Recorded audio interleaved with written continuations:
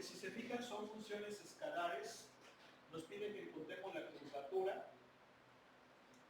La fórmula de la curvatura para una función escalar es esta. Valor absoluto de la segunda derivada entre 1 más la primera al cuadrado, valor absoluto al cubo. ¿Sí? ¿Sí es esa o no? Aquí es al cuadrado, ese es al cuadrado. Me faltó nada más esto, ¿verdad? ¿Sí o no? ¿Ya se fijaron cuál es? ¿No oigo? Sí. ¿Es así o no? ¿Oigo? ¿Sí? ¿Sí o no? Sí. ¿Es así? Sí. Bien. Esa es la 3 medidas. Perdón, sí, al cuadrado y luego los 3 medios, ¿verdad? Sí, cierto. Bien. A ver, vamos a escoger una. ¿Cuál quieren? ¿Qué página de la 837. ¿Sale? ¿Cuál vamos a hacer? ¿Cuál quieren?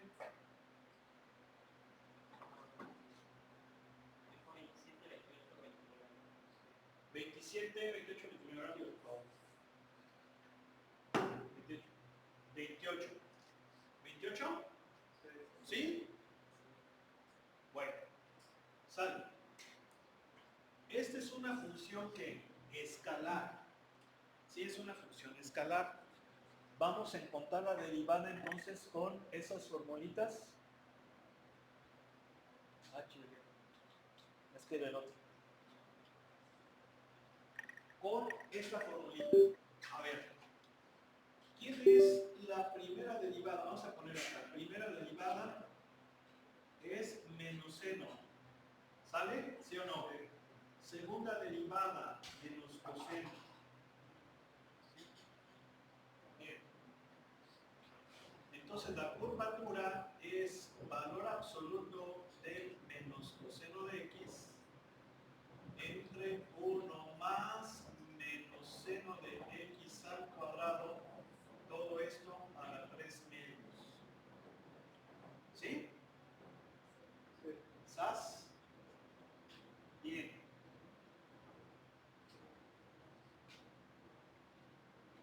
Entonces, fíjense bien, esto yo lo puedo poner así.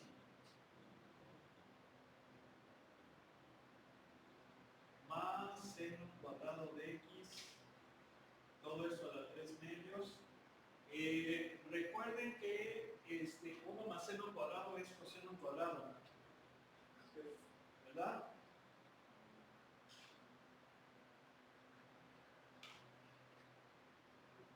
Entonces me va a quedar coseno cuadrado, pero a 3 medios. Y entonces esto, ¿quién es? Esto es coseno cúbico.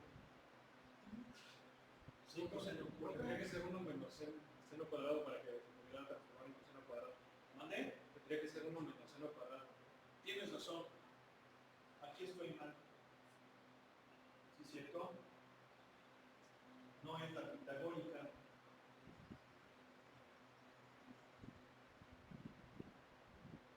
No es la pitagórica. ¿Sí? Sí, nada más. Ahora, ustedes van a decir, bueno, aquí le quitamos el valor absoluto, no, porque recuerden que el coseno, hay intervalos donde es negativo, ¿sí o no? ¿Sí? O sea, yo diría, no, pues es que es coseno de x, pues quitamos el valor absoluto del coseno de x, pues coseno de x. No es verdad, porque acuérdense que la función coseno es una cosa como esta, ¿verdad? ¿Sí o no? Bueno, la hice feo, pero recuerden que ¿qué cosa? Que en esos intervalos es negativa. Y si yo le pongo valor absoluto, estoy diciendo que siempre es positivo, ¿sí o no? De hecho, ¿cómo sería la gráfica de la función valor absoluto del coseno de x? Pues la gráfica sería así. ¿Sí están de acuerdo? Entonces hay que tener cuidado. ¿Sí? Eso es más o menos lo que lo saben muy bien sus compañeros de electrónica, ¿verdad? Que viene siendo un rectificador en medio de un rectificador de una completa. Bueno, ahí a veces puede ser, si no, pues es media onda, pero bueno, así es un rectificador. ¿Sí? Entonces, sí vamos a dejarlo así. Bueno, a ver, vamos a ver la respuesta, a ver si lo pone así. Y ahorita vamos a hacer una cosa interesante. Ahí va.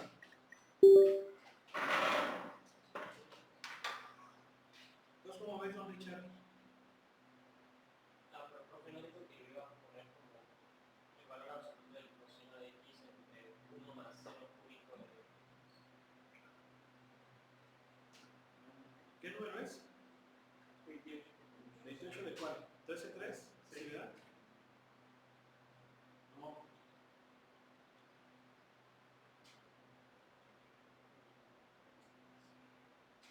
Miren, ahí está. Ah, pues es que no sé. Está bien amolado. Sí se ve, de ahí ya las excepciones, ¿no? ¿Sí o no? Más grande. Ahí está. ¿Sí están de acuerdo? Fíjate cómo no le quita el valor absoluto. Porque si se lo quitamos, va a haber intervalos negativos. Así se queda, ¿sí o no? En el denominador no hay problema. ¿Por qué? Pues porque ahí el seno cuadrado, pues sí se hace positivo. Bueno, pero ¿qué es lo que vamos a hacer ahora? Fíjense cómo analizamos aquí esta función escalar. Pero ya dijimos que gran parte de las funciones escalares las podemos expresar en forma paramétrica. ¿Sí? ¿Cómo? Muy fácil. Parametrizo la variable del independiente. Parametrizo la variable independiente, que es x. ¿Sí o no? Ahí estoy parametrizando la variable independiente. Entonces, si x es t, ¿cuánto vale y? Pues coseno de t. ¿Sí o no? ¿Y qué es esto? Esta es una curva paramétrica. ¿Sí? Sí. Acuérdense que así se representaba la línea recta, ¿sí o no? En el espacio. Bien, la puedo expresar así, o la puedo expresar como el punto genérico. ¿Qué es el punto genérico? Bueno, pues es un punto cuya abscisa es t y cuya ordenada es el coseno de t. ¿Sí? Son dos formas de representarla, aunque a mí me gusta más esta. Pero muchos libros también lo utilizan así. Bien, ahí está. Si yo hago la gráfica de esta función,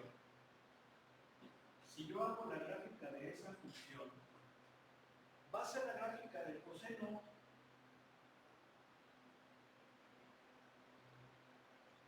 Va a ser exactamente la gráfica del coseno. Fíjense. A ver.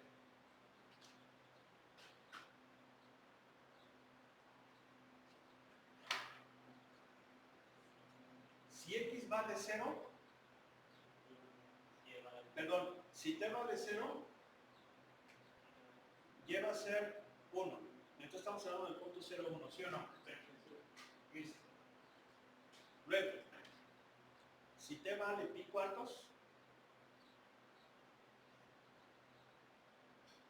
coseno de pi cuartos, 1,771, ¿no? ¿Sí o no? ¿Sí? ¿Sí o no? Bueno, vamos a suponer que este es pi medios, pi cuartos es por aquí. Luego, si t vale pi medios, va a ser pi medios 0. ¿Sí o no? ¿Sí están de acuerdo? Bien. Luego, 3 pi cuartos. Si t vale 3 pi cuartos,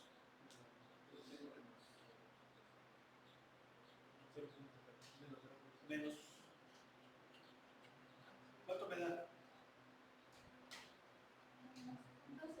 Menos 0,771. O sea que va a ser menos, perdón, pi cuarto menos 0.7071. ¿Sí? Y luego, por pi, va a ser pi, coma menos 1. ¿Sí estamos? Y luego va así. ¿Sí están de acuerdo? Nomás estoy graficando esa partecita. ¿Sí? Claro. Acá también es lo mismo, ¿sí o no? ¿Verdad? ¿Sí o no? Sí. Bien. Ahí está. Entonces es lo mismo.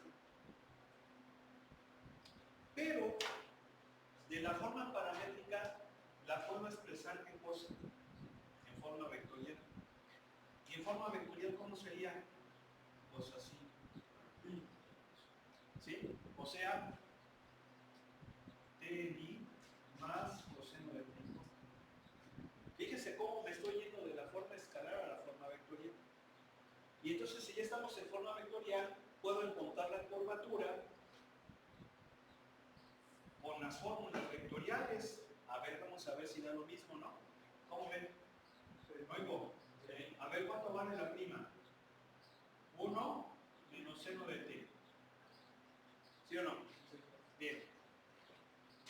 ¿Cuánto vale la prima? 0 menos coseno de t. Bien. Entonces, ¿cuánto es R' plus R'? Acuérdense que hay que sacar eso. ¿Sería quién? A ver, aquí vamos a utilizar el dedo. ¿Quién sería? I, J, K, 1 menos seno de t, 0. No hay componente en K. 0. ¿Sí estamos? 0 menos coseno de t, 0. ¿Sí estamos? Bien. Entonces, en I, ¿cuánto me da? 0. En J, 0. Y en K, menos coseno de t. ¿Sí?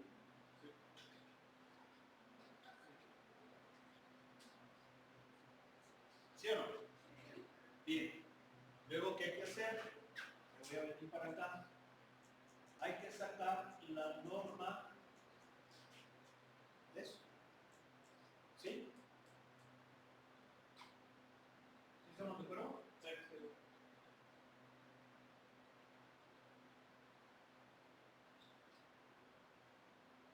Bueno, ahora quien diga es así.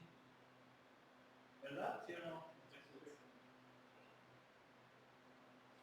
¿Sí? ¿Sí o no? Sí. Pero ya sabemos qué onda. Fíjense cómo yo estoy aplicando las reglas de las matemáticas. Y según las reglas matemáticas me queda coseno, ¿sí o no? Pero yo sé que el coseno puede ser negativo. ¿Sí? Y sé que por definición la curvatura, así como la estamos analizando, no puede ser negativa. ¿Sí se entiende? O sea, por definición yo sé que no puede ser negativa. Entonces, aun cuando matemáticamente me quede coseno, tengo que poner la opción. ¿Sí se entiende? Sí. Ahora, en esto que nosotros estamos analizando no existen curvaturas negativas en lo que estamos haciendo nosotros, pero lo que sí es verdad es que ya a nivel de geometría diferencial sí hay curvaturas negativas, pero ya es un campo sí, o sea, ahí sí hay curvaturas negativas. Miren, por ejemplo, bueno, entonces si platicamos de eso, entonces vamos a dejarlo así. Ahora, la formulita que sigue, acuérdense que estoy aplicando qué cosa. Curvatura igual a esto entre esto. ¿Sí o no? Si es así, si es así, cuando la fórmula de la curvatura, cuando tomamos R, si es así o no. Bien, entonces sería este que ya sacamos entre, ¿cuánto nos da la norma de la prima? No la hemos sacado. A ver, ¿cuánto sería? Así, ¿verdad? ¿Sí o no? ¿Sí? ¿Y qué nos va a quedar?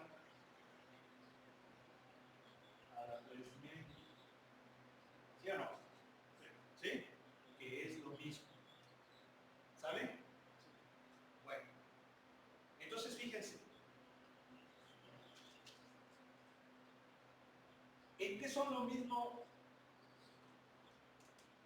esta, esta y esta? Bueno, que la curva es la misma, ¿sí o no?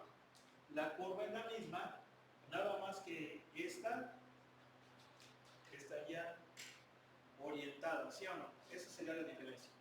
Porque esta y esta no están, ¿sí o no? ¿Sí? Pero bueno, ok. ¿Qué otra cosa? Les comentaba lo de la curvatura. Ahorita, por ejemplo, vamos a ver, o creo que ya lo vimos, lo del vector normal, ¿no lo hemos visto? Y la binormal. Sí, ya lo comentamos, lo platicamos, pero no lo hemos visto. Bien, y hablamos de la geometría diferencial, una nada más comentada. Lo de geometría diferencial no lo vemos aquí pues en la licenciatura. En realidad es un tema que ya se ve o en un posgrado, un doctorado, o en la carrera de matemáticas o de astrofísica, por ejemplo, ¿sí? Porque es una matemática que se descubre en el siglo XIX. Lo descubren dos matemáticos principalmente, que es Riemann, del cual ya hemos hablado acerca de él, y otro matemático ruso que se llamaba Nikolai Lobachevsky, ¿sí?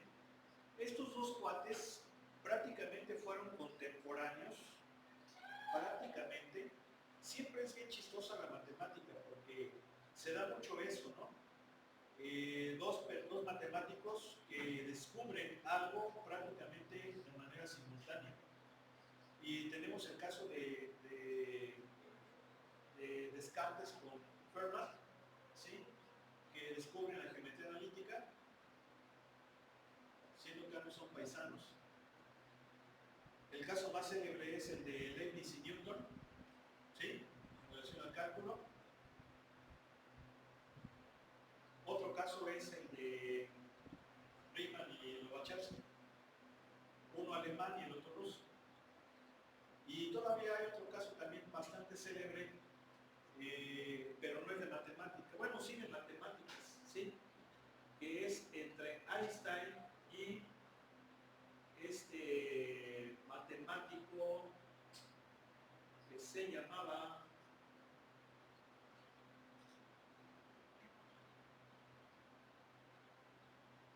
Hamilton.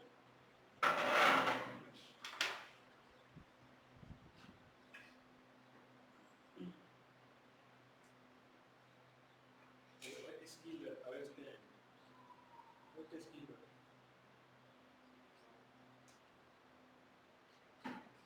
Sí, Gilbert. Este personaje de aquí,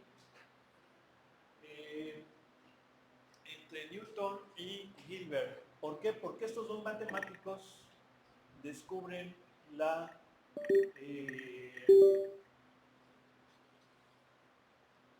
teoría de la relatividad general, ¿sí?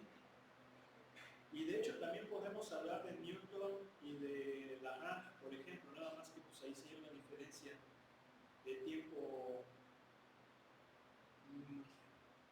de algunos años, de algunas décadas, pero el otro caso muy notable es entre David Hilbert y Einstein, ¿sí?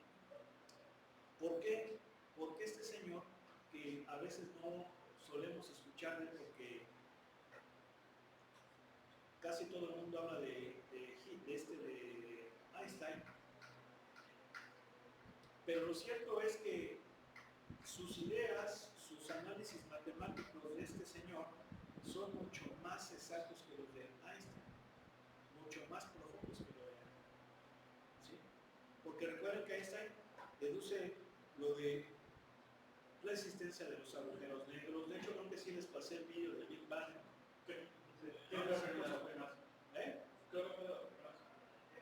Del Big Bang, que se hablaba de este elemento, ¿sí?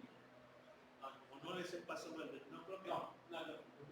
No. Bueno, en el Big Bang, Einstein había establecido que el universo o se expande o se contrae o es estático.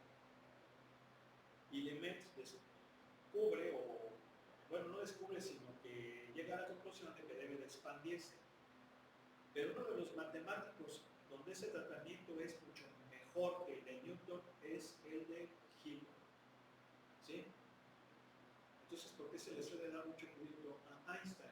Bueno, yo creo que aquí es cuestión política.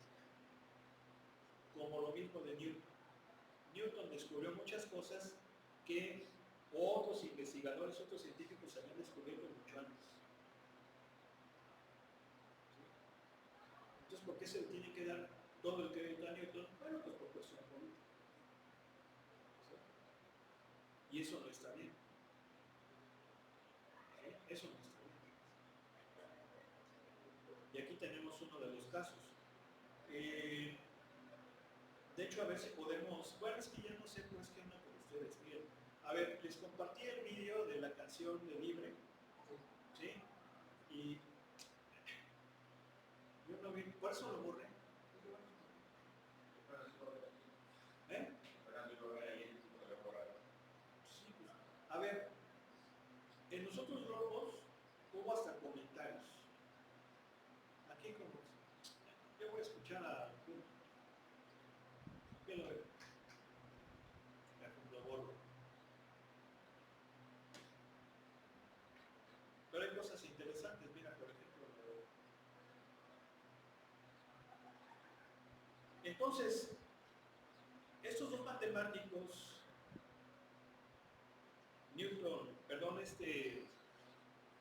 Riemann y Lobachevsky, descubren la geometría diferencial, pero la descubren principalmente porque hay un axioma de Euclides que pareciera que no se cumple.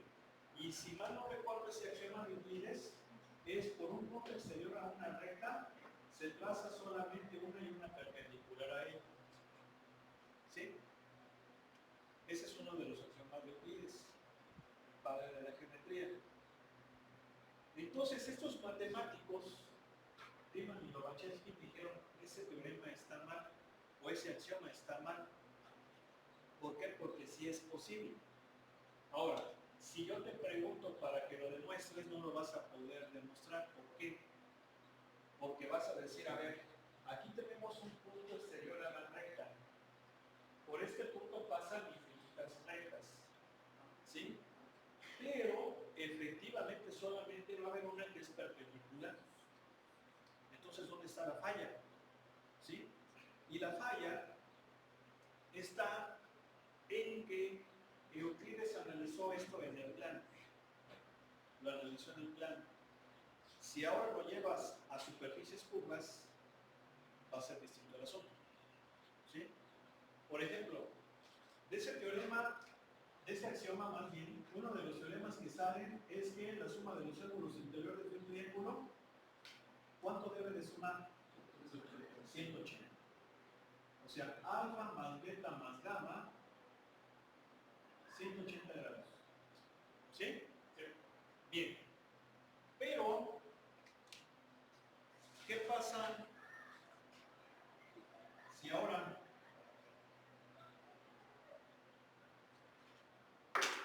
coges parte del plano donde está ese teorema, porque ese es un teorema, lo coges y lo doblas? Si lo doblas y conviertes una esfera, ese triángulo te va a quedar así. Y entonces, los ángulos interiores van a ser estos. ¿Sí o no? Haz de cuenta que aquí, ingreso, un pinche plano así, ¿sí o no? Lo agarro y luego le hago. Es más, hasta le pongo. Para que se haga la esferita. Ahí le soplas. ¿Verdad? Y queda así. ¿No? Entonces ese triángulo va a quedar así, ¿sí o no? Bueno, pues aquí ya nos va a dar más grande. Y luego, por ejemplo, si eso, ahora la esferita la pinchas y se le sacas el aire y ahora lo haces de esta manera. Ahora pones el plano, por ejemplo, de esta forma. Es una cosa como así. O sea, así doblada. Ese triángulo te va a quedar así. ¿Sí? O sea, hagan de cuenta que, bueno, no sé si lo, hagan de cuenta que lo doblo. Está plano, pero ahora lo doblo así. Al revés. Esta fue así, pero ahora lo voy a doblar así. Entonces, ¿qué pasa? Y ahora, la suma que me da menos.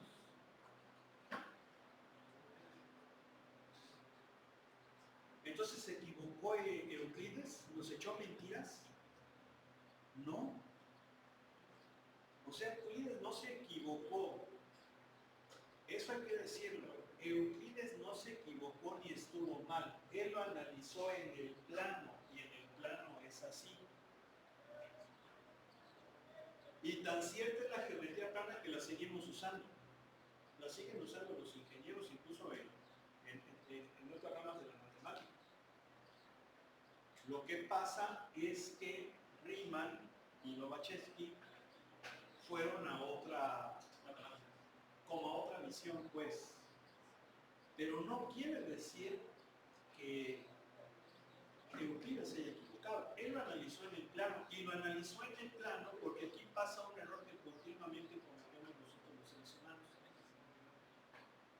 ¿Y por qué lo digo? Porque para los griegos, que fue la civilización donde vivió Euclides, el plano era la perfección, el triángulo era lo más perfecto. ¿Sí? Le reunieron mucho de las curvas, y la prueba está que la única curva que ellos describieron bien fue la circunferencia, pero gracias a Arquímedes. ¿Sí? Entonces, para ellos era el plano. Y estamos hablando de hace 2000 años. Más de 2000 años. ¿Sí? Entonces, nosotros no podemos juzgar algo que es cierto en esas circunstancias. Claro que esto no se le ocurrió a Euclides. De hecho, esto, si yo me regreso al plano, es lo mismo. Y ahí está la prueba de que no se equivocó. Si yo, por ejemplo, esto, ahora me realizo en el plano, todo lo que se me queda aquí se va a cumplir allá. Entonces, ¿por qué les digo? Porque aquí sí hay curvaturas negativas o positivas. Pero ya la geometría no euclidiana. Bueno, entonces, pues ahí está, vamos a